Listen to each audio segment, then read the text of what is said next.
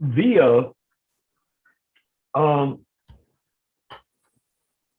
their Hindu background. So what you're saying, you're saying that someone who's being raised as a, at the Hindu or whatever religion, they're trying to put the Hindu spin on it? Not whatever religion, So just the Hindus. but well, okay. Do you know somebody named Nischala Devidasi? No, Do you know somebody named Baladeva Das? no, it's probably from Facebook. I don't. Yeah, it is. So we're not live yet, right? We're live. We're live. The title is "We're Live." Yes. Are all religions canceled by the advent of the Yuga avatar? Well, Prabhupada says that in his introduction to the Bhagavad Gita, let there be one service, let there be one God, Krishna. So, and Yeah. that is. Well, there is only one God, and that's Krishna. Yeah. The question is, people that join ISKCON join a new religion. They join a new group with a new building and a new deity in it, and a new style and new diet and everything like that. That's because they're approaching it from the material point of view, right? Yes. But if you look at it from the transcendental point of view, which is, the useful point of view, transcendental is the useful point of view, then you can see that the minute Lord Chaitanya appears as a Yuga avatar, that all the religions become basically null and void, because let's put the question back onto the people who say you should keep those people. It's okay, people go to their churches, which is fine. They can do whatever they like. They can go to a bar also. But the real question is, who are they worshiping, and what will they get out of it? Yeah, that's the main question. Yeah. Who are they worshiping? Yeah. Oh, they're worshiping Jesus. Okay, so you're worshiping Jesus. Yes. Yes. What will they get out of it? Yes, that's that's a good question. And so I think this is a good one to work with, as we Sure. have to cut this Hinduism off in the bud, because we're not a new version of Hinduism. Yeah, that's Lord Chaitanya is the Yuga avatar. That means God came here on earth. So Christians like to say, oh, Jesus descended on earth from heaven and all that. Fine. So they make a big deal out of it. So why can't we make a big deal out of Lord Chaitanya being Radha, not just Krishna, but Radha Krishna, come with the holy name onto planet Earth 550 years ago, and then gave us the process. Well, who did he give that process to? Just to devotees of Krishna? Just Hindus? Just remnants of Vedic culture? Just Indians? I mean, you can look, and devotees do. They go all over the place looking for gurus. They go look all over the place for the right sort of chadar and the right sort of tilak and everything. But what did Lord Chaitanya target? Did he target Indians? Did he target Hindus? Now, certainly Indians and Hindus at least know what the word Krishna exists, whereas in the West they may not. They do now because of Prabhupada, but before, 60 years ago, they didn't. So yeah, that's why my point. I mean, the paper, I think, speaks for itself. It starts out with Nischala Dasi making a statement, Lord Chaitanya didn't cancel other religions. Do you have the paper up by any chance? Yes, I have it here, yes. Okay, so do whatever you like with it. Okay. Is Rupa on board yet? She's here, yeah. I muted her, but she can unmute herself anytime she likes. So That's we'll good. get going. And she said Panchali was going to be on tonight. Is that still true? I'm not sure. I sent Panchali the link to it, so we'll see if she shows up. Okay. That'll be nice. All right. I send Panchali copies of everything because Sure. I look at her as being a very quiet, mild, sweet person who is probably Oh. considers herself to be on the margins of Krishna consciousness. That's how she may see herself. But I see herself as a Joan of Arc, as a powerful warrior who, because of whatever she writes, she devastates everyone who reads it, including me. Okay, let's get going. Nishala let's Devi get going. Dasi, Lord Chaitanya didn't cancel other religions. Those are still available for people to follow if they so choose. What happened is that Krishna advised to give up all religions and surrender to him, who dwells within as the best friend of every living entity. So people have the option of giving up all specific external features of religion or just get to the essence. Okay. Okay. Then Baladeva responds to her. Okay. I'll read this. I agree with you. Srila Bhaktivinoda Thakur explains something similar when in his Sri Chaitanya Shikshamrita, he advised devotees to be respectful of other religion as the Lord manifests to them according to their level of understanding and acceptance. My understanding is that there are different levels of consciousness in practicing religion, thus different religions. Krishna consciousness or Vaishnavism is the highest, and those that have evolved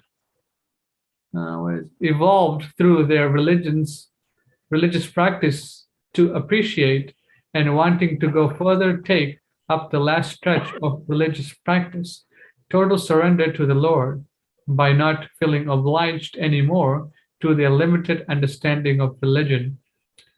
Surrendering to the Lord doesn't mean a total rejection of what does this word mean? Disdain? Disdain Oh. means contempt.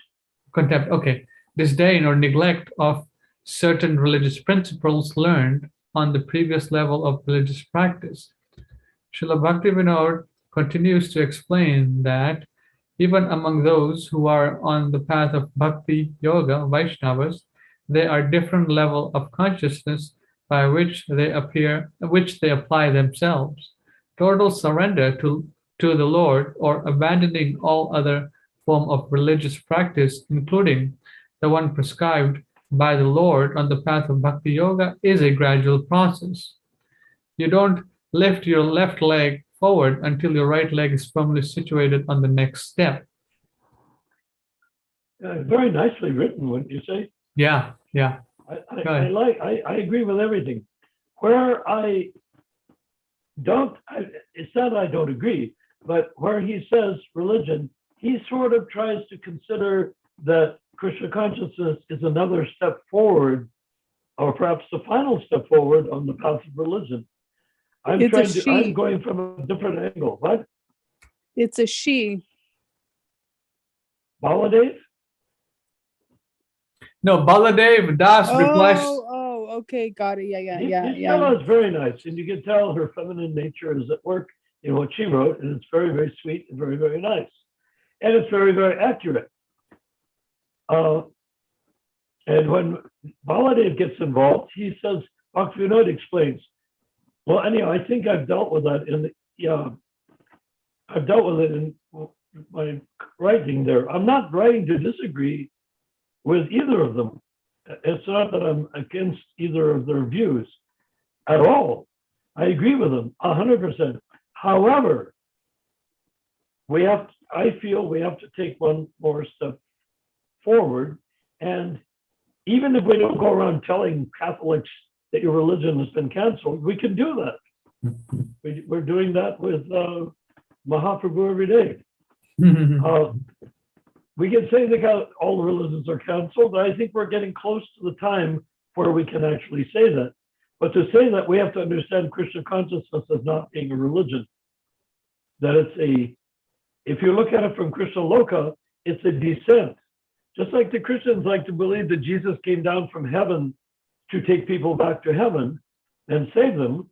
Well, why are we saying that Prabhupada did not do the same thing. And this is the final stage for the Golden Age of Kali. Everything else was just patches on a rather half-rotten tire tube in an old-fashioned car. Anyhow, let's go. Okay, Rupa Manjari Prabhu, can you take over now? Sure. At the time of Srila Bhaktivinoda Thakur, the Chaitanya Sankirtan movement had been corrupted by the descendants of Lord Nityananda, and Sahajiya Bowels were aping Mahabhakti by pretending to be in ecstasy, whereas they were rough villains simply out for sex and money while pretending to be followers of Lord Chaitanya. See Baul Sangeet, Songs of the Madman, by Bhaktivinoda Thakur, published in 1893. 1 second, Rupa Manjari Prabhu. Narayan Prabhu, any comment on this first paragraph? I could just add a tidbit, not very Yes. much, Yes. but a tidbit, that at the time Lord Chaitanya began to enter his final pastimes, he was in Puri.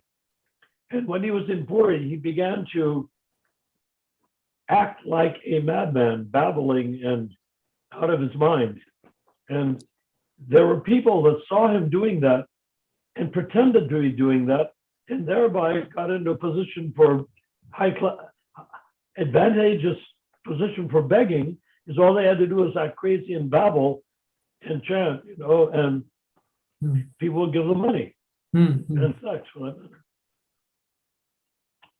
So that's just what happened. And Thakur Bhaktivinoda took it upon himself to sort that out with that book, the Baal Sangeet, Songs of the Madman. If you read through the shlokas of it, which come from Lord Chaitanya, he explains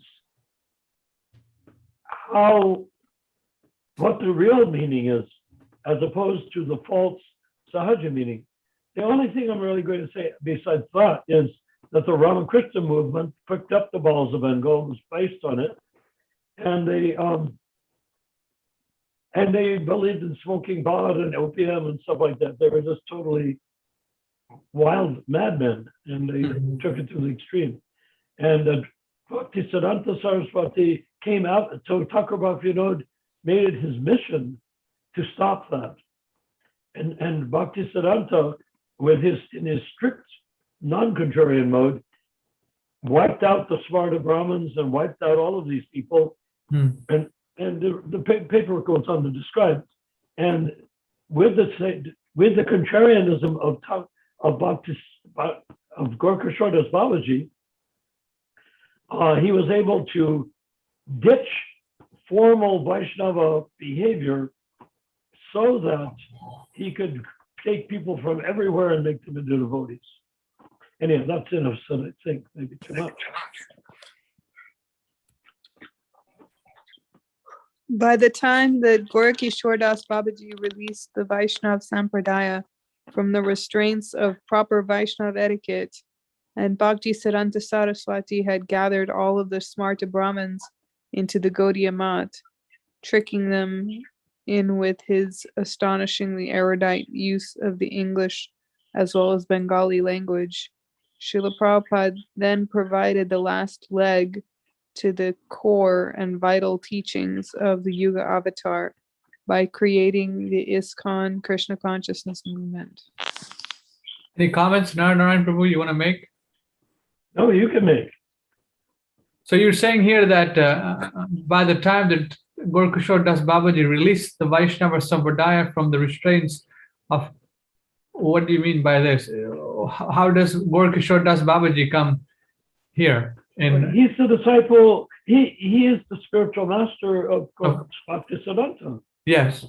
And if he hadn't taken initiation from him, Bhaktisiddhanta would have gone on to be the most rigid and strict and rule-following Vaishnava in the history of modern Vaishnavism. But because he took initiation from Gorkishore Das Babaji, he accepted the Brahmanical approach to Krishna consciousness, which was closer to the madness of Thakur Bhaktivinoda wrote about, but you know what I'm saying, right? Why am I saying this? I wish you were saying it. No, no. I want you to explain what you mean by this. You wrote it, so that's why I'm pulling that out Okay, from so you. point out what you want an explanation, because I don't want to get carried away with it. No, I'm saying that you're saying that Gorkishore Das Babaji released the Vaishnava Sampradaya from the restraints of the proper Vaishnava etiquette. So what do you Yes. mean by this? Well, proper Vaishnava etiquette, just to give one example, Thakur Bhaktivinoda wrote that if a Vaishnava takes on a disciple who falls down, Mm-hmm.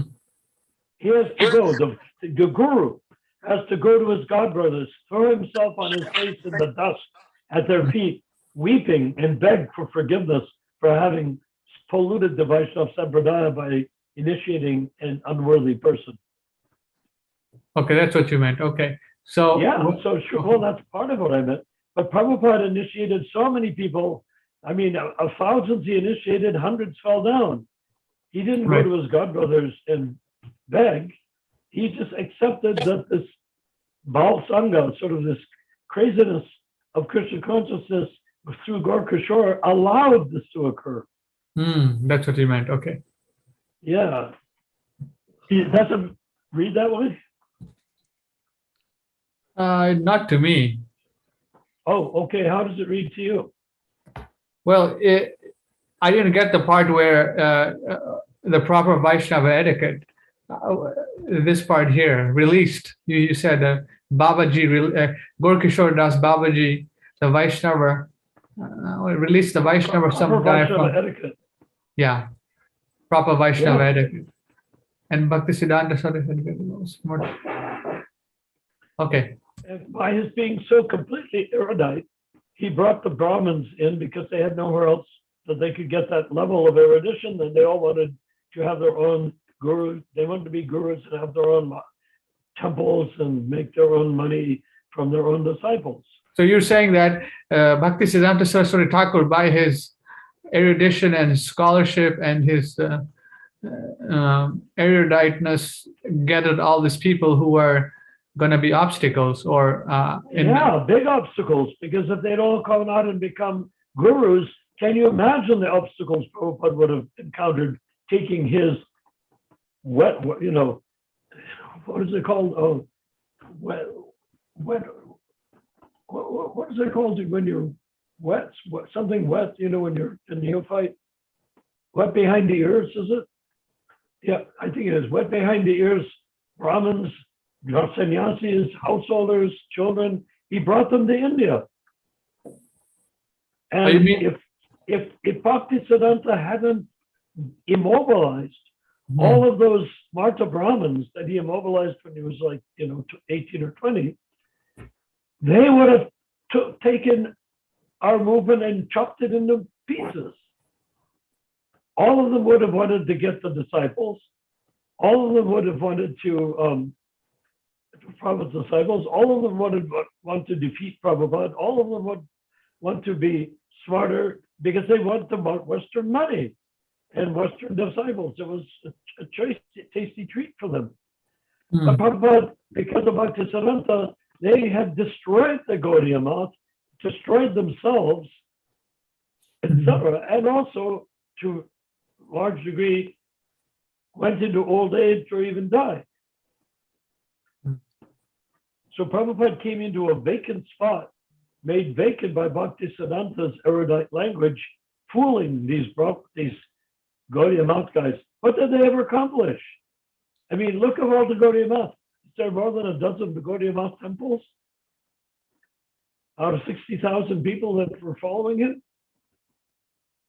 I mean, where are they? Where are these disciples? So they do you see what I'm saying? Yes. Are you following the path of reasoning of logic here? Yes. I can see it now. What you've written. Very erudite language, gathered up these smart Brahmins. They got together in a group. They hated each other. They wanted the Chaitanya Math. They wanted this temple. They wanted that temple. They fought to the death for it. And many of them just blooped. Many of them died. Some of them committed suicide. So there you have it. So Prabhupada walked into India virtually obstructed. he feels badly. He apologizes for waiting for decades before he did. But if he'd come sooner, A, he wouldn't have had the hippies, he would have had beatniks. And B, he would have been face to face with all these Gaudiya Math guys starving for money-making disciples. Yeah, so you're saying everything was carefully crafted out by Bhaktisiddhanta Saraswati Thakur and Lord Chaitanya Mahaprabhu himself. How And by Bhaktivinoda Thakur. Bhaktivinoda Thakur, yes, by the predecessor acharyas, yes. And weirdly, by Gorkishore Das Babaji. Yeah. Okay, yeah, that makes perfect sense now. How the movement was. Contrarian means you can cross the ocean and talk to women taking drugs and eating meat and make them into Brahmins. Yeah. That's what Prabhupada did. Yes. He was always very chaste. He wasn't like Yogananda, who came over and was sleeping around and stuff like that. Yes. And building Victorian temples and stuff like that with rich people's money. I mean, that was, for them, it was just a fancy thing to do. It's the latest trippy thing to do is to follow Yogananda and practice the Indian yoga, Yes. meditate and eat whatever he taught people to eat. And, everything was getting ready to receive Srila Prabhupada. I mean, receive or send out Srila Prabhupada. Everything was being cultivated from the beginning. Yes, and we have to understand this was not done by human beings.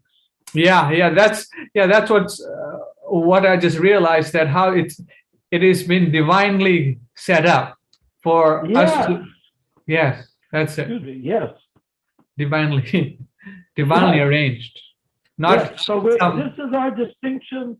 The only way the League for 10K will get the sort of instant mass approval that I believe it can and will get, assuming that we go on in the way we're going, which we are, is that if people understand, well, the words of Narottam Das Thakur, he sings, Hare Krishna comes straight from Krishna Loka, but with chanting I have no connection. Day and night I'm burning in this dark world without working to make the correction. But the key words are Hare Krishna comes straight from Krishna Loka. So if we, Malachas, etc., untouchables, if us, like me, untouchables, want to understand Krishna consciousness, we have to go to the source. It comes from Krishna Loka. It doesn't come from this Swami who got that Swami, and now they're singing in Bengali style or their own style. No, that's not where it came from. Okay, let's keep going. So Janaspriya just joined from Hawaii. Welcome, Janaspriya Prabhu. Hare Krishna, Hare Bol. My full obeisance is at your lotus feet right now, here and now. Jai Prabhu. So, Janaspriya, just to bring you up to speed, me and Narayan Prabhu wrote this paper, and we were just discussing how the disciplic succession, Lord Chaitanya Mahaprabhu's disciplic succession, was being divinely arranged by the previous predecessor acharyas for us to get Srila Prabhupada's association. How it was. Lord Chaitanya planned it all in advance. He's he's the creator and the sustainer. How could I access that document? We are part and parcel of Krishna. I'll send it to you. We're part and parcel of Lord Chaitanya. So Lord Chaitanya came and gave us a means, but it was all pre-planned, down to the last minute, all the way up through Thakur Bhaktivinoda, Gorkishore Das Babaji, Bhaktisiddhanta Saraswati, and then the greatest contrarian of them all, Srila Prabhupada. So one can say that, okay, yes, we can understand that this Sampradaya, Lord Chaitanya Mahaprabhu, Srila Prabhupada, Bhaktisiddhanta, Gaurkishore, Bhaktivinoda Thakur, Jagannath, they are they are perfect living beings and being orchestrated and controlled by Lord Krishna and coming down. But how can we see these deviations? Can someone can be like, oh, so there's also discrepancies also. So most You of mean the time, you mean we are talking about like post 1970? yes, yes, Well, we don't have to pay attention to them, do we? we don't. We don't, because there's no deviation up till 1970. Can you If explain? there was any deviation, it was very minor. Huh, There's huh. no deviation up till 1970 because Prabhupada was the guru and we were his followers, his disciples. Hmm, hmm. After 1970, the disciples declared mutiny against Prabhupada, Hmm, hmm. and they wanted to be their own idea of corporate GBC, not elected GBC. The last thing they wanted was to be elected. Prabhu, Hare Krishna, Hare Bol. Yes, Mohit Prabhu, go ahead. Yes, Prabhu. Well, Prabhu. Hare Krishna, Prabhu. Prabhu, I have a question. You've written it. The Chaitanya Sankirtan movement had been corrupted by the descendants of Lord Nityananda. Lord Nityananda is himself Lord Balram. How can his descendants corrupt this? And then there's a last line again. Bhakti Siddhanta Saraswati Thakur had gathered all tricking them. How can Prabhu, can you just elaborate this more from where you've taken this and how is it? Yeah. I don't quite follow your concept. So can you, Ramachandra Prabhu, can you repeat this what I've said? Okay. So what's his Mohit Prabhu is saying that Nityananda Prabhu is Lord Balram himself. How can his descendants corrupt a spiritual, spiritual movement, or family members? Is he referring to the Bahuls? Well, I mean, why not? I mean, we are all part and parcel of Krishna, right? Yes. Does that reflect badly on Krishna? No. So that's the same thing. Yeah, that's a very good, very easy way to understand it. That we're all part and parcel of Krishna. Does it look bad on Krishna? No, because everyone is an individual. Yes, that makes perfect sense. Lord Balrama is the brother of Lord Krishna. How can we say that his descendants have corrupted? Are you? Yeah. So what happened? Is it seriously you trying to preach it? What do you want? What's the point, bro, of saying this, that they have been corrupted by Lord Nityananda's descendants? No, he's not saying. Everyone has free will, right?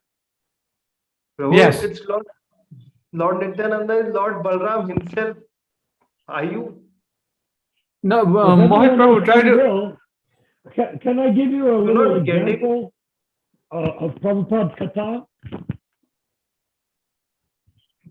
Hello? He is Krishna's brother. Prabhu is in class with Krishna always. How? And let me give you an example. Go ahead. Some guy that was, getting money and fame, being a descendant of Lord Nityananda. And he came in to this guy, the guy's sitting on an asana.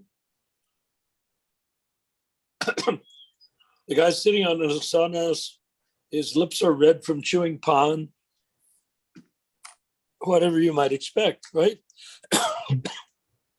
And Srila Prabhupada came in and Prostrated obeisance to this person, in front of this person, who was a descendant of Lord Nityananda, genetically speaking. Right. And the fellow sitting there on his asana, very pleased that this great Prabhupada will be doing that. But at the same time, he said, sort of like almost with a smirk, "Oh, Swami, I am not worthy of this," he said. So Prabhupada gets up, when he gets up from the obeisances, he said, "I know, I am offering obeisances to your lineage." Prabhupada actually said that. True. Then again, the Bhaktisiddhanta Saraswati Thakur had gathered all Samartha Brahmins into Gaudiya Matha and tricking them. True. He's the guru of Prabhupada. And what are you trying to say here now?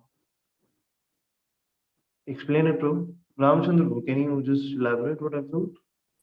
Mohit Prabhu is confused on how can Bhaktisiddhanta Saraswati Thakur, being a descendant of Krishna Loka, trick people into these people who are giving Srila Prabhupada trouble at a later time to join the movement and not be an impediment on Srila Prabhupada's creation of ISKCON and propagation. Are you talking about Thakur Bhakti?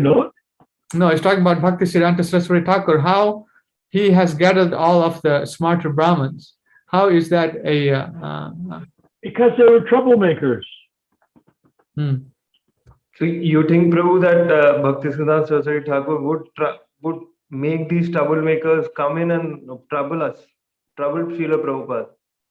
When he himself ordered Prabhupada to go outside and preach, how can this happen, Prabhu? No, Mohit Prabhu, if you look at historically, Bhaktisiddhanta Saraswati Thakur gave the order to all his disciples, to form a GBC and preach, and they did not do that. So they created their own movements by taking their spiritual masters' temples and fighting in court and this and not that. Their own movements. Movements, yes, different movements. So you see they fought in court, and back in 1970s, they were still fighting in court in temples. Whose temple is this? Whose temple is that? So you see. That I know, Prabhu. Okay. But Prabhu, then you should write, so-called, please, corrupted by descendants of Lord Nityananda, right here, so-called descendants.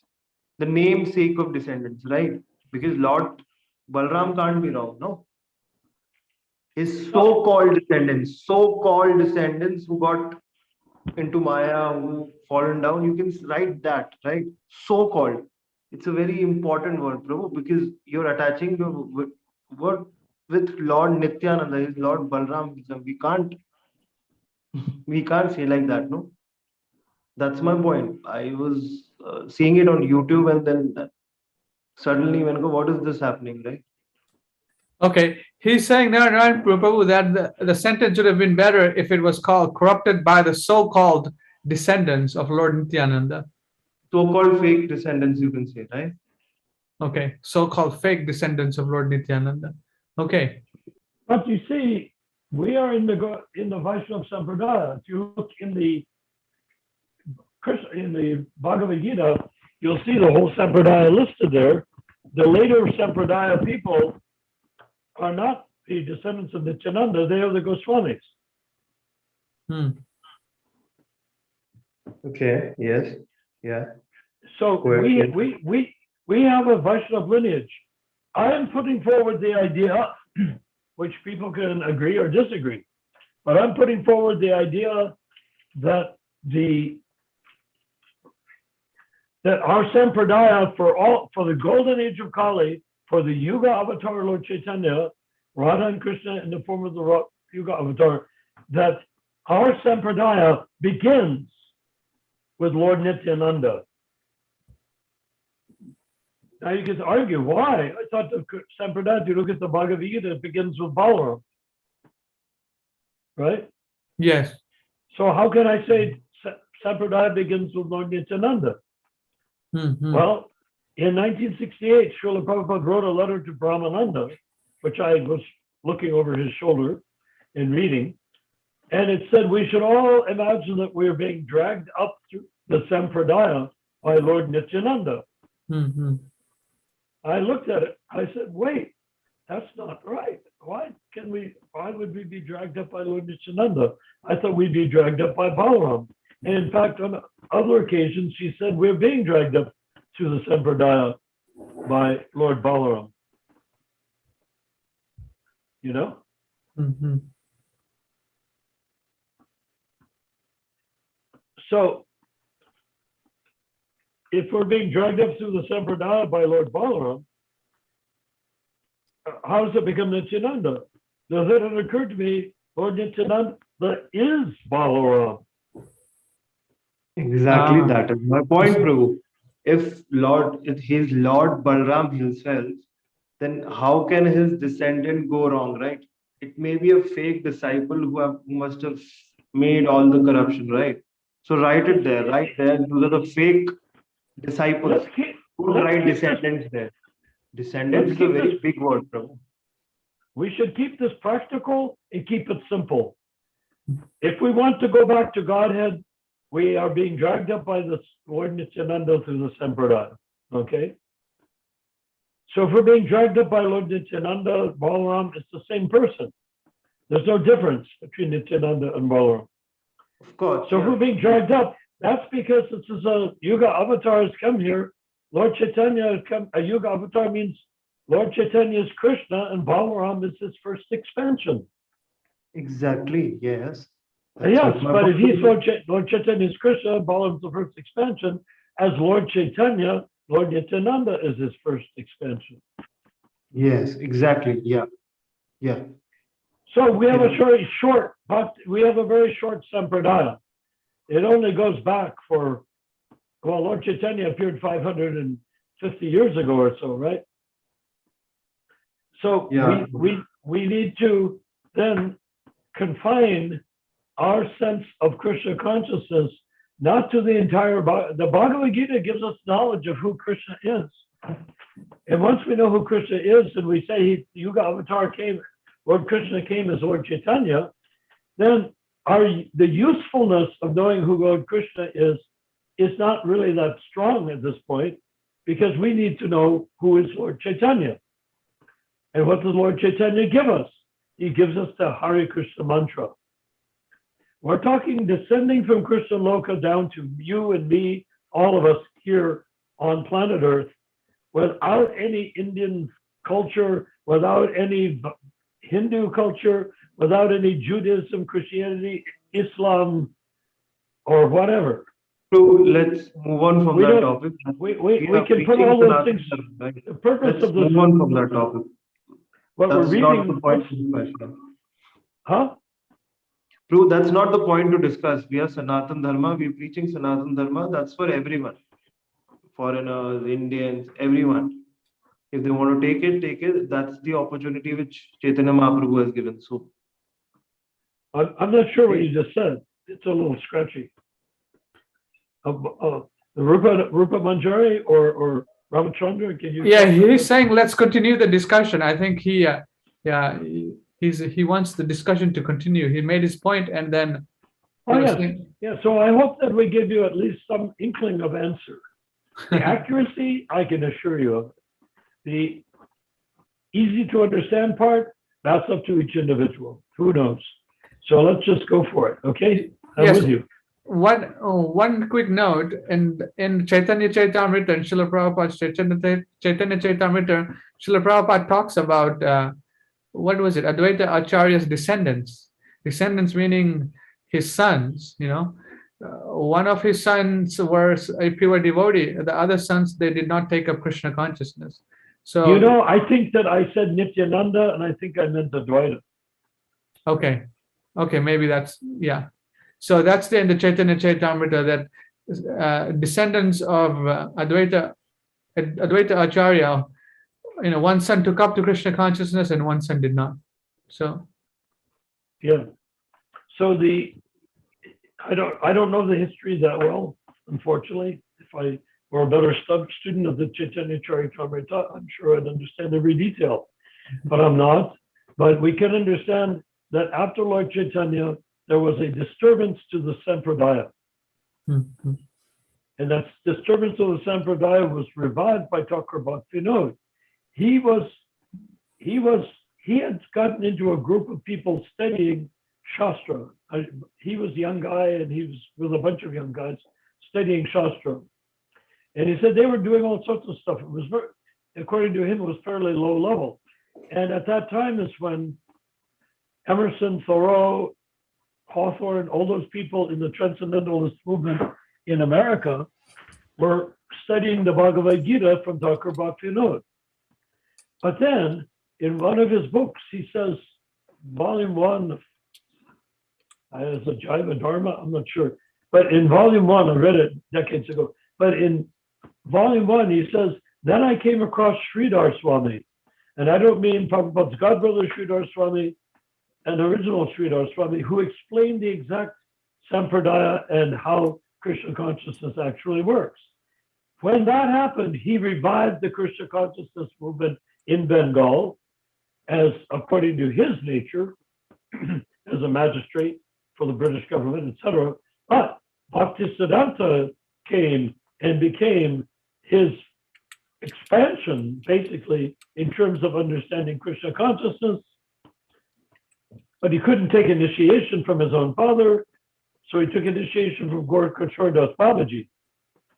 But when he took initiation from Gorakhshor Das Babaji, someone's joined us? Yeah, let's see who joined. It is, I don't know, they left, I guess. Okay. Oh, Vinay Prabhu joined. Jai Vinay Prabhu. Okay. Why don't we read? Hare Krishna Prabhu. Haribol. Hare Krishna. I am Haribol. in Jagannath temple in Jagannath Puri. Haribol. You're And I am going to temple. Please see the temple. 1 minute, Prabhu. Jai. I am going there. let's see. Can you take One minute. any photos, or that's not allowed? And after today, tomorrow, my whole family Wow. will be going on Mayapur Dham. Jai. 1 minute. This is the Jagannath Puri. That Oh, is amazing. Nice. Jai Jagannath. Jai Shri Jagannath. Jagannath temple. Haribol. Haribol. There is Jagannath. Jai.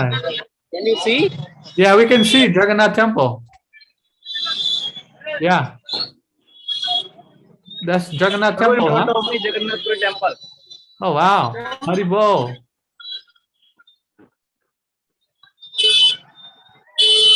And here is all. Wow. This is Jagannath Puri, huh? Sound is not clear, Prabhu.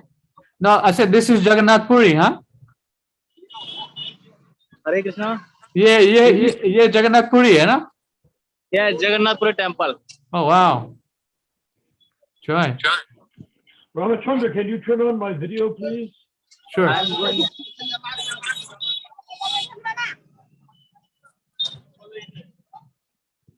He's giving us a tour of Jagannath Puri. That's wonderful. Haribol. आपको दिख रहा है प्रभु? हाँ, दिखा रहा है पूरा. Very nice. ये जगन्नाथपुरी. Wow. और यहाँ से ना यहाँ पे जो सामने ये लोग हैं यहाँ पे ना रथ बनता है रथ. Oh, they make the Rath Yatra right here, where he's pointing, right here. They make the Rath Yatra. I mean, yes. Here. The Rath Yatra. The carts are made. The carts are made here. Yes. Oh, wow. Try.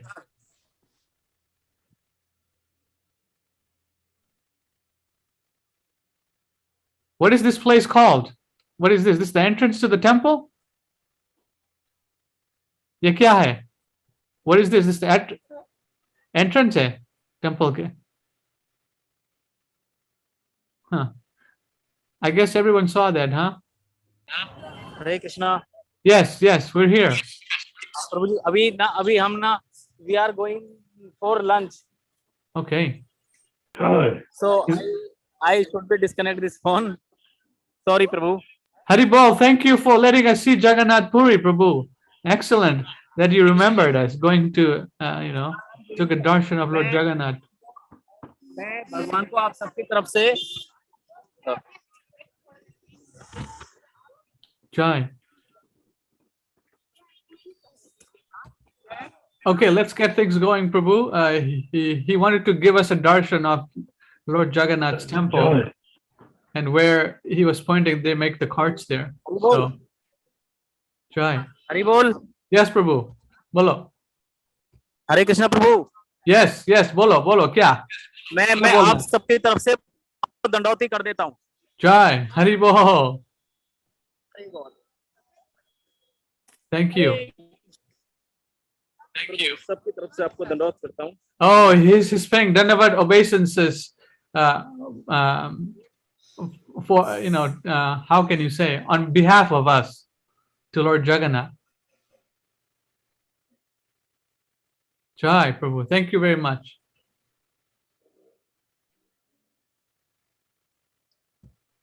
Okay.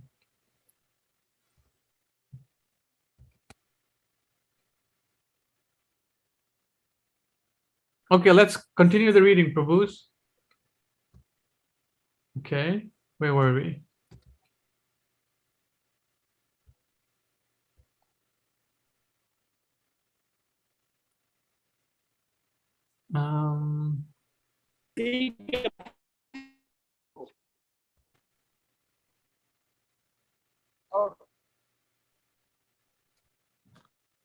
Okay.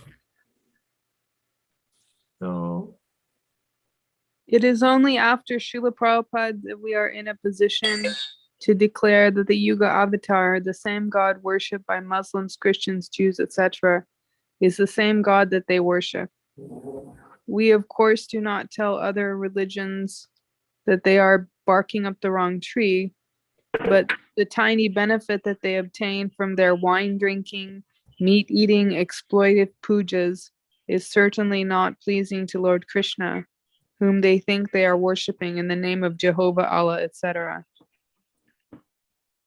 There is no law against worshipping Allah or Jehovah as God, but considering that the God that they worship as Jehovah or Allah is actually Krishna, the Yuga avatar Lord Chaitanya, Islam, Christianity, Judaism, Sikh Dharma, Jainism, Buddhism, etc. will all be gone in a few hundred years at most. But chanting the Hare Krishna mantra will give the chanters immeasurably more access to salvation than their Abrahamic religions were ever able to produce, even at the highest moments.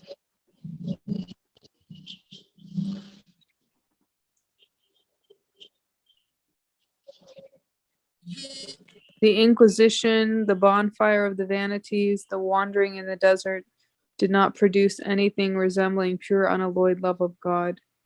Practically speaking, over the next few hundred and few thousand years, those mundane religions will be long gone and completely replaced by the oceanic flood of Nagar Sankirtan, saturating the conscious existence of every jiva in the land until the end of the golden age of Kali.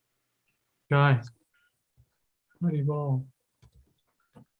Okay, so you can see we're continually circling the wagons around the notion that Lord Chaitanya is the same. I mean, let me just ask this to everyone on this who's listening. Is Lord Chaitanya as the Yuga avatar the same God that is being the same identical person, God, the source of their life, as the Christian? Is Lord Chaitanya the source of the Christian's life, being Christian? Is he the source of the Muslim's life? Is he the source of the Jewish person's life? Is he the source of the Catholic life? It depends on what do you mean by source? Can you define source? Do we agree that Christians are jivas? Oh, yes, definitely. No doubt. Not only Christians, but animals, dogs, cats, insects. Yeah, but I'm talking, yeah, that's true. Well, right now we're addressing or referring to the people that are Human beings, at least. Yeah, that belong, not only human beings, but ones that belong to religions. Okay. Yes. Like when we started at the top, we're addressing the idea that that everyone, talk about Finod said, people can, don't disturb people's faith in their own religion. Okay. But that was a while ago, Okay. right? That was Yeah. Yes. in the interlude, in the interlude or the intervening period of time. It's gotten to the point where other religions, we're not there competing. We're not a religion, so we're not competing with other religions. But if the other religions say they have some connection with God, my question is, after the Yuga avatar, do they?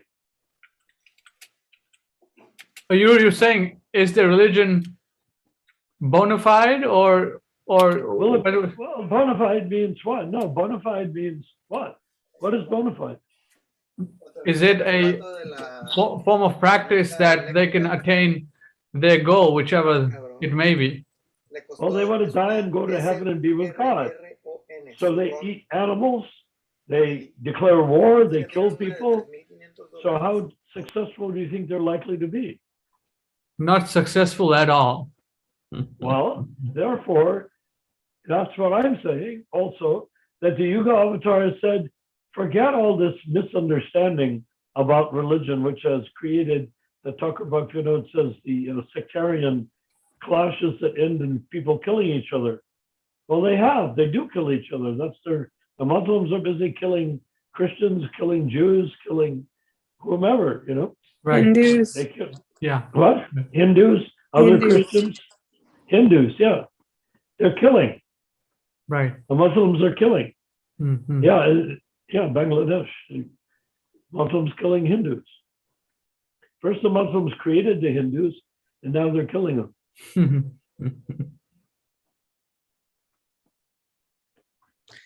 How Okay. did Muslims create Hindus? He's talking about the word. Where did the What word word? Hindu come from? Oh, I see. Yeah, okay. But it's not just a name. You see, here's the interesting thing about Vedic culture. Suppose you have a whole bunch of emperors that are extremely powerful with really great armies, etc. Well, as Kali Yuga, at the beginning of Kali Yuga, 5,000 years ago, this culture was very, very powerful. In India means Bharat, not India, because the Muslims created the word India also. But the kings were very powerful. Now, about the same time as the appearance of Christ, meaning like 500 years before Christ, Alexander the Great and Cyrus the Great came to India and they defeated a few of these kings. Now, they could never have been defeated in Dwapara Yuga, but in Kali Yuga, they were disintegrating gradually. They were defeatable by the material armies of the Muslim Cyrus the Great and the Alexander the Great. So what happened is that they defeated them. Then what does the king do? The defeated king, one way, the way the Europeans usually used to do it was you go in, defeat the king, kill the king, and then take over and put one of your kids on the throne to be the king. But that's not the way the Vedic culture works. The Vedic culture was, you can kill me. Yes, of course you can. You've won the war. You can certainly kill me. But what if I become your vassal? What if I become your king under your command, and I will fulfill because you have conquered me, I now owe my kingdom to you. So instead of killing me, how about my whole kingdom serve you? So that's what happened. And that's what happened as the Muslims, the Mughals began to invade. they didn't destroy the Hindu kings per se, but they took away their autonomy by defeating them. So you see, so when that happened, the religion split up. You realize those emperors had weddings. That meant they had to worship Durga for the wedding, Durga pujas for the wedding. They had all of that stuff that the Hindus have, all the same demigods. But because it was split away, politically split away from the dharmic religion of Bharat, which became Hindu, no, which became India, the Muslims then essentially made the Brahmins, made the what are they called? Oh my God, what were the Hindus formerly called?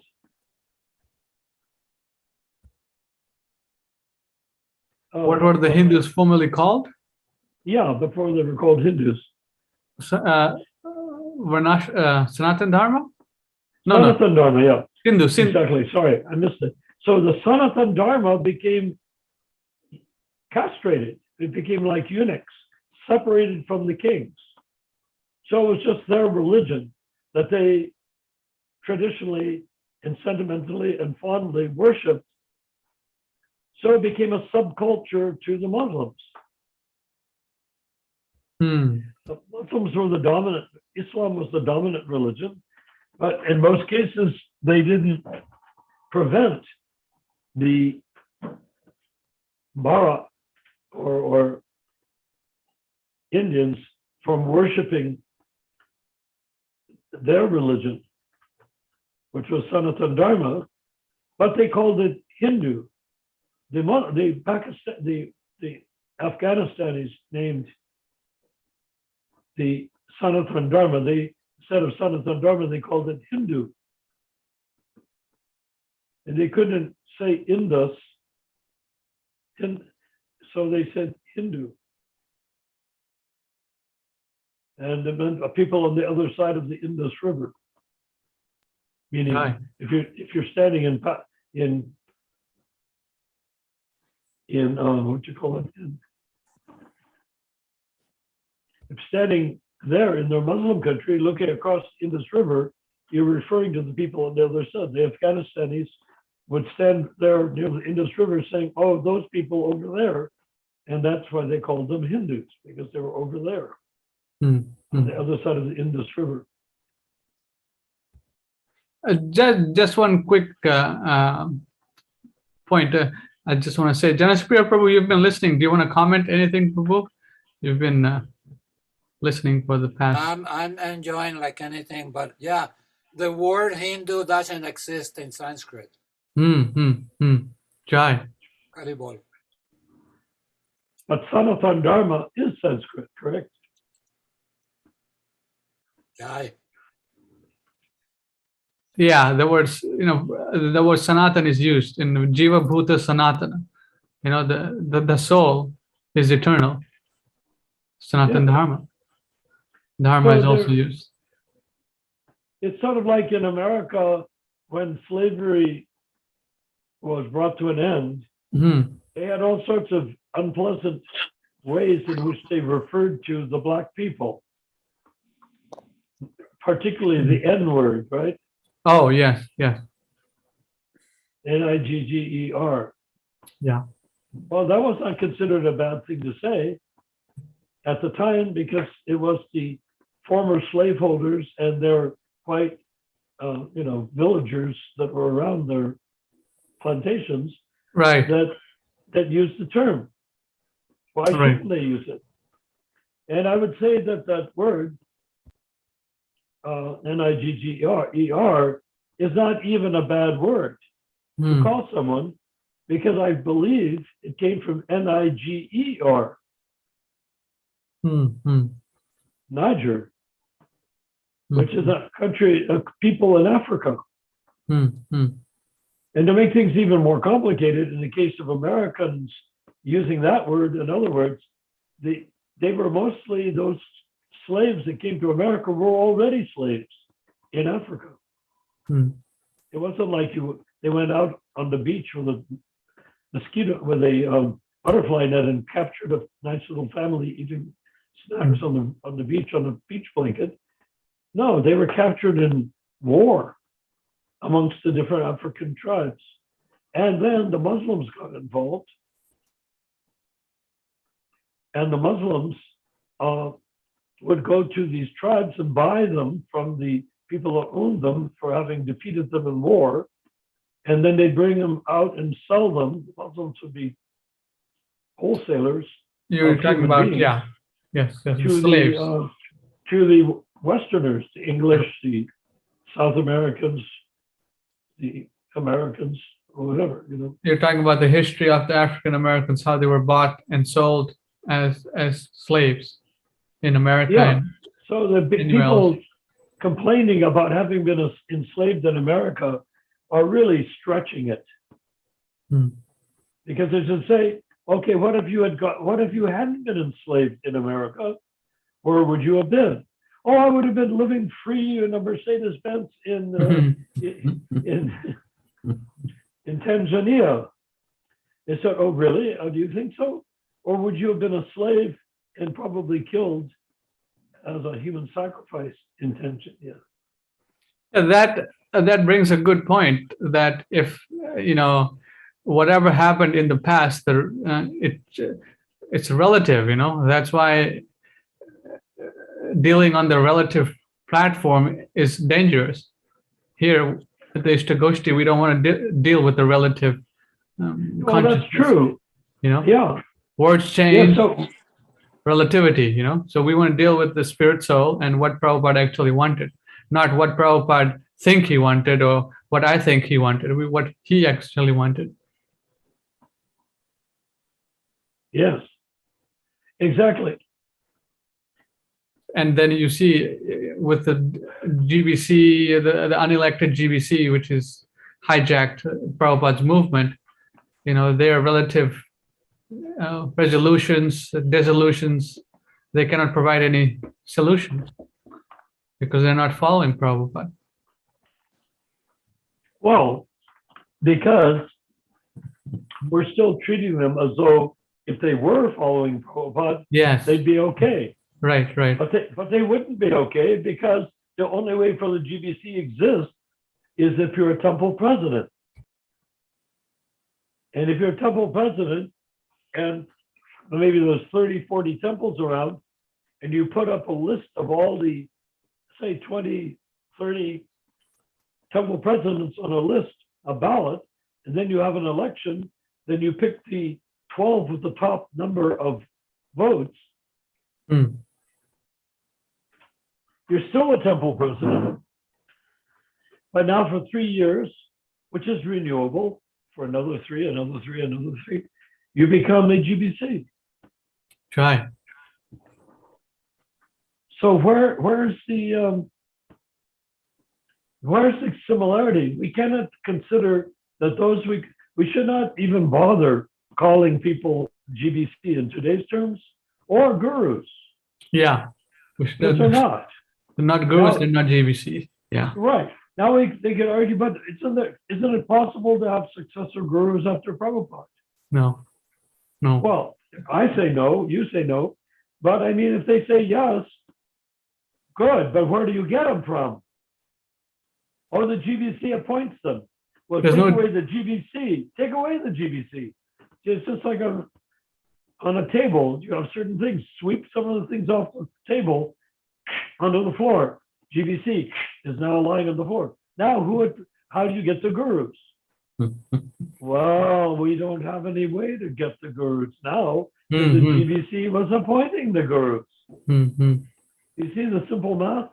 Yeah. Take away Praja and Yasoda were just blinding, attacking ISKCON temples, ISKCON deities even, and gurus.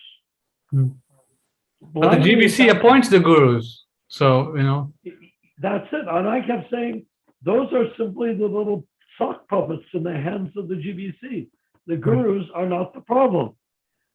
The problem is the GBC. You know how? Yasoda and Pranjan fought me to the, literally, practically fought me to the literal death over that issue. Yeah, so this is how they've been doing it for the last 52 years, or this has never been discussed besides on our Zoom meetings, this understanding. Well, yeah, and anytime it has been discussed, it's been discussed as though the GBC is real and must be dealt with as such. But what if we just say common sense? If the GBC is not elected, then it doesn't exist. Oh, Yeah. I know a GBC. I know where they are. I've been to GBC meetings. I've served in GBC resolution. No, you haven't. Why do you call them GBC? You could call them something else, XYZ. Why do you call them GBC? They just took that name because Prabhupada created a GBC. But just taking the name does not create the function of the GBC. Right. And you can't create the function of the GBC unless they are elected from temple presidents. Right. And it's not very difficult to understand why Prabhupada wanted an elected GBC because of the Hare Krishna explosion, right? Right.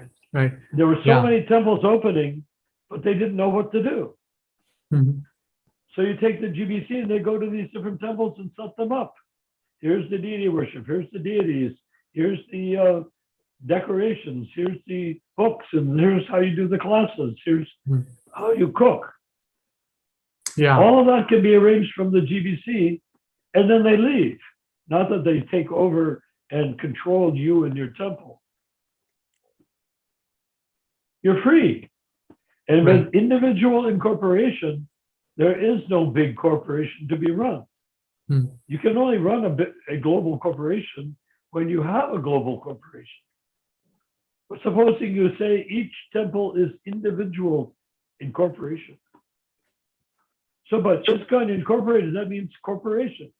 Yeah, but it doesn't mean that they all have to be part of one corporation. You could say ISKCON Corporation A, ISKCON Corporation B, ISKCON Corporation C, etc., etc.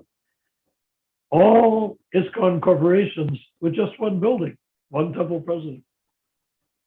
Right.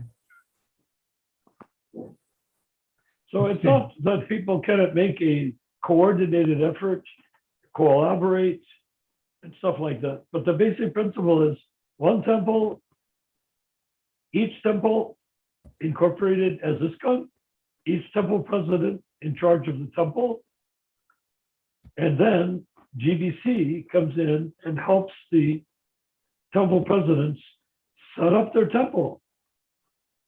As it is now, we have everything is mushy. The kirtans are mushy, the classes are mushy, the clothing is mushy, everything is mushy in our ISKCON temples for the most part. The gurus are mushy. Well, what gurus? You know, I mean, they're mushy because they're, I mean, not gurus. I'm not saying you can't have a guru. If you can figure out how to have a guru, show it. We'll accept. But that doesn't mean that the guru is mushy. As you say, mushy guru means that no guru. He's not qualified. How can you have a mushy man as guru if he's not qualified? That means he's not qualified. Yeah. And then it becomes a priestly designation. Like in the Catholic Church, the previous pope to Papa Francisco, Pope Francis, the current pope, was still the pope, but he was like on permanent vacation. He finally resigned, the first time in hundreds of years that a pope has resigned. But he was implicated in the Hitler Youth, and he was also implicated in child molestation.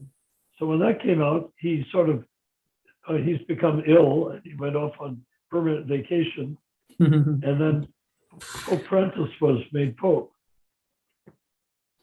So that's not our process. To have sinful people put in the highest theological position and then taken out if it turns out they're not for real. So you're saying putting people on the highest theological position. What do you mean by that? Like an acharya position or a Diksha Well, Guru position? in the Catholic Church, that's the Pope. Okay. In ISKCON, the highest position would be Guru. Okay. But the relationship kind of, in other words, if we're going to use common sense Okay. rather than trying to struggle through somebody else's religious texts that we don't know about from hundreds of years ago that Prabhupada didn't comment on. So if we're not going to do that crazy activity, let's use common sense. If we want the effect of the descended pure devotee from Krishna Loka to continue past today, past tomorrow, Yeah. past next week and the week after that, past 200 years, 500 years, 5,000 years, and more. If we want the movement to be ever fresh, as though Prabhupada first came to America, do we want ISKCON to be as though Prabhupada, when you walk in the door, it's as though Prabhupada himself were there? Yes. His feeling, his energy. Yeah. Try. And all these people will not be looking at you with big buggy eyes. Oh, Prabhu, you got a guru, you have to do this, you have to do that. Oh, did you put on your tilak? Blah, blah, blah. No, all the standard of the temple was on a piece of paper. Very simply done. Right. Yeah, and you do it. And then chanting japa. It used to be we had extra japa beads. They were very big, like 3/4 of an inch for each japa bead. I suppose people wouldn't swipe them, but they were hanging on the wall of the temple. Wow. So you guys had extra japa beads hanging on the wall and people come in to chant? Wow. Yeah, 20, 30 sets of japa beads. Wow. In Los Angeles? All over ISKCON. Oh, all over ISKCON Church. No, by the time we came to Los Angeles, we were already getting tulsi beads from India. Try. So now can we go back to the basic concept here? Like it says, there's no law against worshiping Allah or Jehovah as God, but considering that the God they worship as Jehovah or Allah is actually Krishna, the Yuga avatar, Lord Chaitanya. Try. Yes. I would say one of our top duties as the League for 10K is to make a clear distinction between any other religion on earth and the Yuga avatar, Lord Chaitanya. There's simply no comparison. Yeah, Prabhupada says that even to other Vaishnava traditions, the lineage of Lord Chaitanya Mahaprabhu is totally unheard of. This is very unique. Yeah, and thanks to Gaur Kishore Das Babaji, Yes. we are free to do what Lord Chaitanya did. Try. Uplift persons that are not touchable by Brahmins.